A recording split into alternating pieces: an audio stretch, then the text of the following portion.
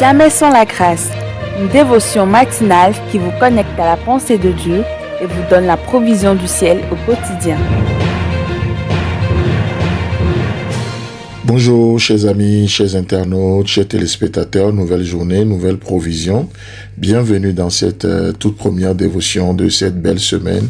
Père, nous inclinons nos cœurs devant toi, Esprit du Dieu vivant, toi qui nous as été promis par le Fils, toi qui nous as été donné par le Père pour nous montrer la voie à suivre, pour nous diriger, pour nous révéler la volonté parfaite du Père pour notre vie, afin que nous soyons épanouis. Ce matin, nous te donnons toute la place et nous t'invoquons. Merci, Esprit du Dieu vivant, pour ton œuvre dans nos vies, dans nos cœurs, encore aujourd'hui. Merci, Jésus. Amen. Alors, chers amis, chers internautes, nous continuons notre méditation que nous avions commencé depuis un moment sur le livre de Néhémie. Encore une fois, ce n'est pas une étude systématique du livre, mais chaque matin de lundi à vendredi, 5 fois par semaine, à raison de 5 minutes environ, nous tirons une provision nécessaire au travers de ce livre pour notre vie de foi. Et ce matin, je nous propose Néhémie chapitre 2, le verset 19, là où il est écrit: Sambala le Horonite, Tobija le serviteur ammonite et Geshem l'arabe, ayant été informés, se moquèrent de nous et nous méprisèrent. Ils dirent: que faites-vous là? Vous révoltez-vous contre le roi? Amen à la parole de l'Éternel. La question qu'on peut se poser ici, si vous nous suivez peut-être pour la première fois ou vous n'avez pas commencé cette dévotion avec nous, en tout cas concernant ce livre, la question peut être que ces trois personnages, cette trinité diabolique comme nous les avons surnommés, ils ont été informés de quoi? Ils ont été informés de quoi, peut être la question. Si nous remontons au verset précédent, nous voyons qu'ils ont été informés du fait qu'il y a un homme, malgré l'abondance dans lequel il vivait dans l'autre pays, a quand même appris que ses frères étaient méprisés et que les ports de Jérusalem sont consumés par le feu, les murailles sont détruites, et il a accepté, abandonné tout son confort pour venir chercher le bien de ses frères.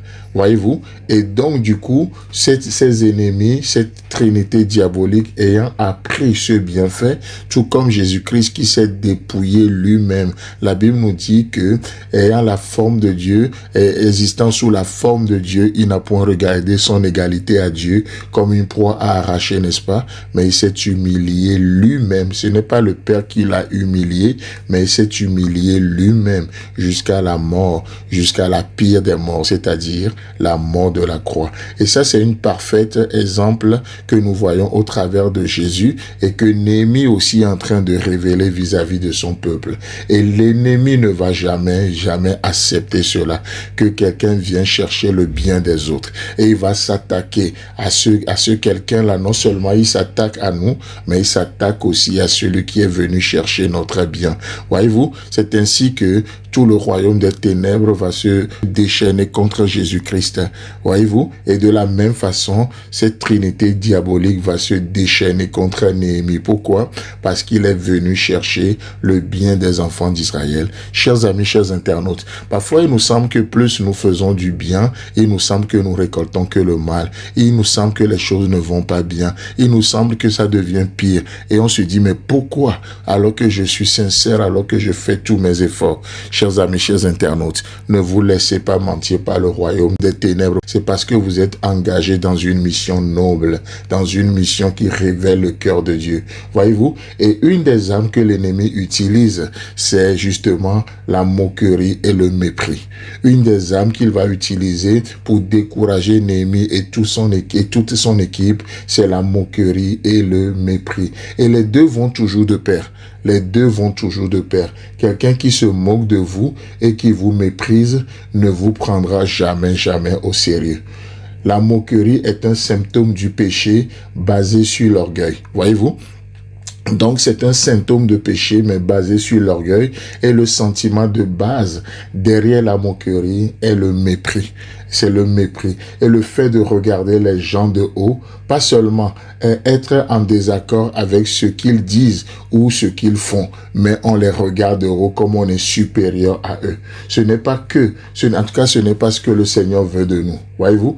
Donc, dans le livre des Proverbes, chapitre 29, le verset 8, par exemple, il est écrit, les moqueurs soufflent le feu dans la ville, mais les sages calment la colère. C'est ainsi que les moqueurs vont souffler le feu, les ports de Jérusalem seront en feu, ses murailles seront consumées. Voyez-vous? Mais qu'est-ce qui se passe? Nous avons une bonne nouvelle. Il y a un homme qui est venu, Néhémie. Plus que Néhémie, Jésus-Christ. Chers amis, chers internautes, que Dieu vous bénisse et Dieu voulant, on se retrouve demain. Si vous avez aimé cette émission, parlez-en à vos amis. Parlez-leur du message de la grâce et de ce qu'il fait dans vos vies. Pour un sujet de prière, une question ou pour devenir partenaire, contactez-nous au 00229 94 75 80 20. Que Dieu vous bénisse et à la prochaine. En attendant, pensez avec Dieu.